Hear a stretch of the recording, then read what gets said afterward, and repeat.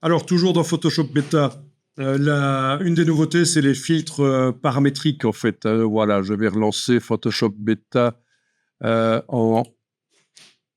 et j'ai ici une exportation en PNG avec transparence, une exportation du design que j'avais fait dans Illustrator.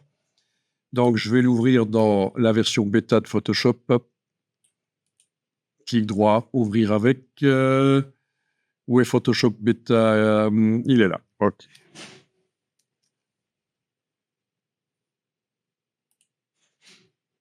OK.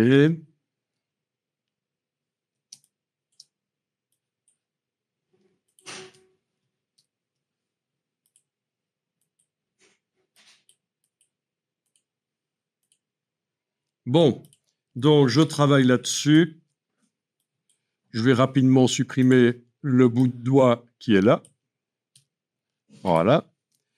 OK, donc une des nouveautés, ça ne va pas donner terrible ici, mais parce qu'il faudrait les éléments séparés, le texte et l'image séparés, ce serait mieux. Mais c'est la simulation de broderie, en fait. Donc, il existe déjà avec certaines brodeuses le logiciel à la simulation du résultat final, mais ici, apparemment, dans Photoshop, ce qui va arriver dans la version normale bientôt, donc c'est filtre paramétrique. Et parmi tous les filtres paramétriques, il y a le nouveau ici, la broderie. Voilà. Alors, on a le panneau propriété, mais je viens de le faire partir, donc fenêtre propriété. On a le panneau propriété avec, si je clique sur le bon calque, j'ai un peu foiré le truc là. OK, filtre paramétrique, je double-clique sur, voilà, c'est ça. En fait, c'est un filtre dynamique. Dans la palette des calques, il a transformé le calque normal en objet dynamique et puis il a mis le filtre. Et donc, je peux double-cliquer sur le filtre ici pour avoir les paramètres. Ah, c'est ça, c'est propriété paramétrique, c'est ça en fait. C'est un panneau différent du panneau propriété normal. OK, et donc là, on a tous les réglages avec la longueur des fils, l'épaisseur, etc. Thickness, voilà. Voilà, si je réduis thickness ou si j'augmente la longueur. Voilà.